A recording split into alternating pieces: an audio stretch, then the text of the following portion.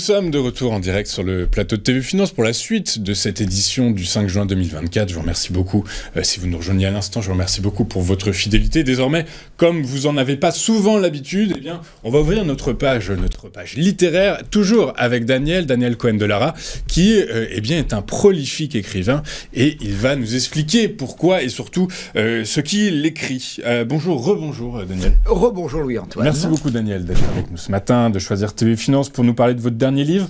Je disais que vous êtes un écrivain prolifique puisque vous êtes venu chez nous il y a quelques mois pour nous présenter votre avant-dernier livre, en l'occurrence, Le pouvoir d'Ishimoku. Comment a été accueilli le pouvoir d'Ishimoku par le public? Alors, avant-dernier livre, en fait, c'était le premier. Hein. Donc, maintenant, ça devient l'avant-dernier.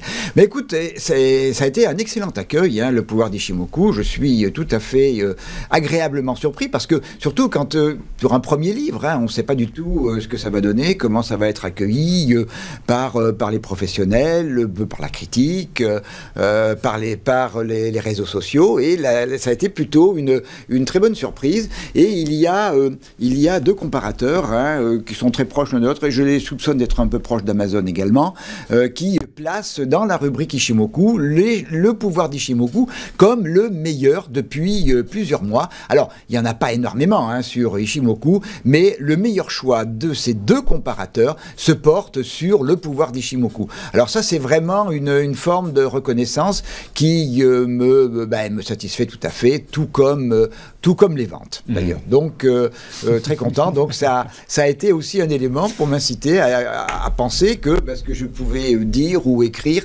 pouvait avoir un intérêt pour quelques personnes. Bah écoutez, nous, on n'en doutait pas, en tout cas, du côté de TV Finance. On va basculer sur ce dernier livre, donc le dernier, le second, donc en l'occurrence, Les Chandeliers japonais, aux éditions JDH Éditions. Dans quelle démarche s'inscrit ce livre, Daniel? Alors, celui-là, en fait, c'est l'avant-dernier. Comment ça? Parce qu'il y en a un autre qui arrive. Ah, dis donc, prolifique plus que prolifique, dis donc. Donc c'est le dernier pour l'instant, et dans quelques semaines, ce sera l'avant-dernier. Alors, pour revenir un peu plus sérieux, alors, lors d'un dîner entre plusieurs membres de la FAT et auteurs, un des membres, Thomas Andrieux, a lancé l'idée de créer une collection de livres d'analyse technique pilotés par la FAT avec l'éditeur JDH Éditions. Et ça a été mon dernier gros chantier en tant que président de la FAT, de lancer cette collection. Alors, les points importants, hein, le cahier des charges de cette collection, donc, dont le nom est Les Essentiels de la FAT. C'est une collection de livres d'analyse technique. Dans un premier temps, l'objectif est de sortir une dizaine de livres qui ont tous entre 100 et 150 pages, chacun devant traiter d'un ou de plusieurs sujets importants de l'analyse technique. L'objectif également est d'avoir des livres vendus prix public en dessous de 20 €, donc pour avoir un côté de démocratisation des livres, parce que les livres d'analyse technique en général sont assez chers, hein. C'est plutôt des livres souvent entre 40 et 60 €. Donc là, on a voulu véritablement inciter les gens à se former, c'est qu'un des buts de la FAT, hein, qui est aider les gens à se former en analyse technique. Donc cette collection, dans un premier temps, donc, va faire une dizaine de livres. Les trois premiers sont sortis au moment du salon de l'analyse technique, où vous étiez présent. Les trois premiers, donc le premier c'est Actifs et instruments de la bourse et des marchés financiers de Denis Desclos, qui est mon successeur à la présidence de la FAT. J'ai écrit le deuxième avec Les Chandeliers japonais, et le troisième donc a été écrit par Nicolas Galland, qui est journaliste à Capital, et qui s'appelle Les Figures chartistes. Dans quelques jours sort le quatrième livre, qui est toujours écrit par Nicolas Galland, et qui est un petit peu un condensé, mais un peu un exercice d'application des deux premiers, parce que à la fois Les Chandeliers et Les Figures chartistes, c'est la base de l'analyse technique. Donc si on n'a pas bien compris les chandeliers, et on va y revenir, si on a le fonctionnement des chandeliers, si on n'a pas, on s'est pas mis en tête un certain nombre de figures importantes chartistes et leur compréhension par rapport au mouvement des deux camps, acheteurs et vendeurs, c'est difficile d'aller plus loin. Donc c'est déjà une première étape avec ce quatrième livre, qui est vraiment de fortifier les bases des lecteurs.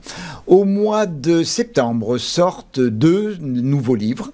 donc qui nous amènera à 6. En début d'année 2025, il y a déjà 2 auteurs qui vont sortir 2 nouveaux livres, qui nous amènera à 8, et on arrivera à 10 à peu près à l'été de l'année prochaine, environ, ce qui était à peu près le planning qui était prévu.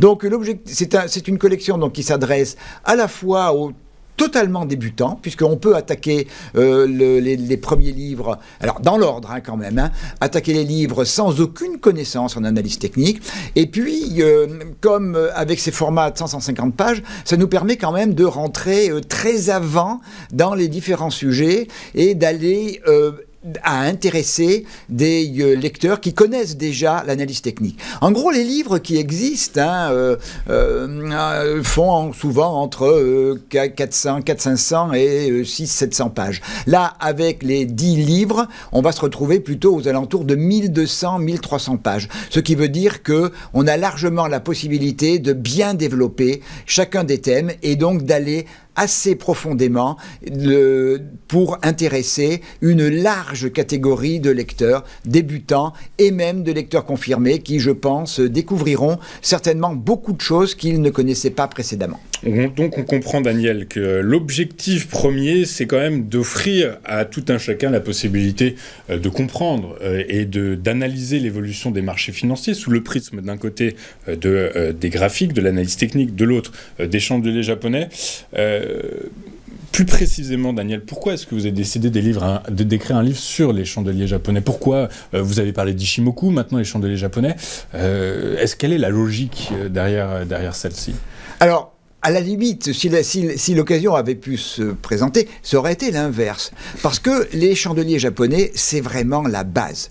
Et je me permets d'affirmer que qui ne comprend pas le fonctionnement des chandeliers, ce qu'ils signifient individuellement et leur suite, n'a quasiment aucune chance de réussir sur les marchés. C'est vraiment la base. Il faut apprendre à lire, comme les enfants. Il faut apprendre à lire avant d'aller plus loin. Et la compréhension des chandeliers est véritablement la base de l'analyse technique, mais surtout de la compréhension des marchés financiers. Qu'est-ce que c'est les chandeliers?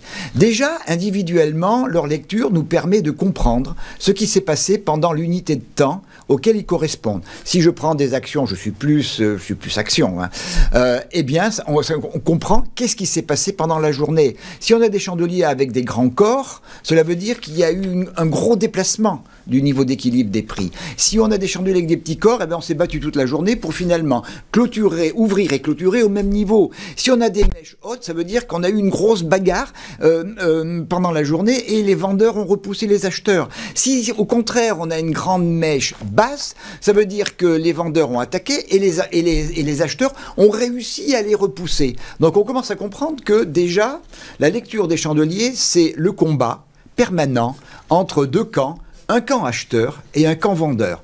Donc si on ne comprend pas l'équilibre entre ces deux camps, si on ne comprend pas la bagarre permanente entre ces deux camps, eh bien on ne sait pas où on est, on ne sait pas si on est en tendance et on ne sait pas quel est le camp qui a la maîtrise du marché. Et puis quand on suit quand on a une suite de chandeliers, eh bien c'est là qu'on lit, là aussi, non pas en statique, c'est-à-dire pendant la séance, on lit sur un temps beaucoup plus long. Est-ce que l'on est en tendance? Est-ce que l'on est en consolidation? Est-ce que l'on est dans une situation où un camp a vraiment la maîtrise du marché? Ou est-ce que, eh bien, cette maîtrise, elle peut être battue en brèche à tout moment par le camp opposé. Donc c'est ça les chandeliers japonais. C'est pas uniquement des belles figures, c'est véritablement la notion de compréhension. Donc deux phénomènes importants. Un, comprendre qu'il y a deux camps qui se battent entre eux, et que c'est la compréhension dans le temps de ces phénomènes qui nous permet de savoir quel est le camp qui a la maîtrise du marché. Alors, si on ne comprend pas ça, on peut par exemple acheter alors que ce sont les vendeurs qui maîtrisent, et à ce moment-là, eh bien, on achète en consolidation d'une tendance baissière. Pourquoi pas? Mais l'approche et les objectifs et les outils que l'on va utiliser quand on est en consolidation de tendance n'ont rien à voir avec les outils et la réflexion et les objectifs que l'on va avoir si on traite dans la tendance. Alors, si on est sur des schémas d'investisseurs de long terme, eh bien, l'intérêt est quand même de trader dans la tendance. Donc, on va trader, on va rentrer, on va réfléchir à une entrée en position si on est dans un schéma haussier ou si les chandeliers ont montré qu'on était en consolidation et que la consolidation se terminait. Ensuite, il y a un certain nombre de figures que je décris dans le livre, qui sont des figures de retournement, c'est-à-dire des moments, justement, où il y a un changement de maîtrise du marché, et il y a un certain nombre de figures tout à fait classiques, caractéristiques, mais il faut comprendre que ces figures correspondent à l'évolution de la psychologie des acteurs. Un des éléments, on est en tendance haussière, on arrive vers une consolidation, et là on a souvent des figures tout à fait classiques comme des sommets en pince, des étoiles du soir par exemple, qui montrent vraiment sur 3 bougies comment se fait ce phénomène de retournement. Et puis le retournement se fait, et à un moment donné, eh bien, on va arriver à une situation où la tendance principale va pouvoir reprendre. Et là, on va avoir à nouveau des figures de retournement, dans ce cas-là, vers le haut, type étoile du matin, par exemple. Et c'est là qu'un investisseur qui a raté à un moment donné, au début, l'entrée dans la tendance haussière, eh bien, sur ces éléments de retournement, eh bien, va comprendre que l'on est revenu dans le schéma principal et va pouvoir investir, peut-être un peu plus tard, mais il va pouvoir investir. Donc, la lecture des chandeliers nous indique quelle est la tendance. Les figures de retournement nous indiquent quels sont les moments de consolidation, puis de reprise de la tendance. Donc, on voit que si on ne comprend pas ces phénomènes, eh bien, je vois pas comment on peut investir. Donc, clairement. On comprend, Daniel, on comprend que les maîtres mots de ce livre sont compréhension, empirisme, objectivité. Quelle autre force, quelle autre idée forte vous mettriez en avant? Alors, c'est justement ce phénomène de compréhension et de maîtrise. Moi, je mettrais le terme maîtrise. Maîtrise des marchés, maîtrise de la tendance, maîtrise des retournements, maîtrise des retours dans la tendance. C'est apprendre à lire. On dit souvent que les très grands traders n'utilisent rien. Ils ne font que lire les chandeliers. Éventuellement, ils mettent les supports, les résistances. En général, ils mettent support, résistance, mais ils n'utilisent aucun autre outil, considérant que la lecture des chandeliers leur permet de comprendre le marché. Et effectivement, plus on avance, eh bien, plus on comprend que cette lecture, c'est ce rapport de force, eh bien, c'est véritablement le maître mot des marchés. Et c'est ce que j'essaie un petit peu d'expliquer dans ce livre, qui est justement, comprenez 2 choses, comprenez quel est le camp qui est à la barre, quel est le camp qui domine, et quand on a un changement de camp, jusqu'où va-t-on pour que le camp principal revienne ou ne revienne pas. Donc, apprenez à lire les marchés, apprenez à comprendre quel est le camp qui domine et comprenez surtout que les marchés, c'est une lutte permanente entre un camp acheteur et un camp vendeur. Très clair. Merci Daniel d'avoir été avec nous ce matin, de nous avoir présenté votre 2e livre, puisqu'un 3e est préparé et bientôt en sortie. En écriture, en préparation. Tout à fait. Donc, il sortira à l'automne. Il sortira à l'automne. Aujourd'hui, vous étiez avec nous pour nous parler des chandeliers japonais aux éditions JDH Éditions. Et on comprend que c'est un livre qui fait partie d'une collection, oui, Les Essentiels de la FAT, puisqu'une dizaine de livres jusqu'à l'été prochain sont attendus. Tout à fait. Enfin, quand je dis l'été prochain, c'est 2025. Oui, absolument. Été en 8, d'une certaine façon, si je puis dire. Voilà. Bah, écoutez, merci Daniel. Donc, on comprend, compréhension, maîtrise, empirisme, les maîtres mots pour bien se développer, bien travailler sur les marchés financiers. Eh bien, écoutez, cette édition du 5 juin est désormais terminée. Je vous remercie beaucoup d'avoir été avec nous. Je vous rappelle que vous pourrez retrouver l'interview et la présentation du 2e livre de Daniel Cohen de Lara en replay sur notre site internet. Et moi, d'ici là, je vous souhaite une excellente journée. Je vous donne rendez-vous demain à 8h55 pour une nouvelle édition du live de TV Finance. Très bonne journée sur TV Finance.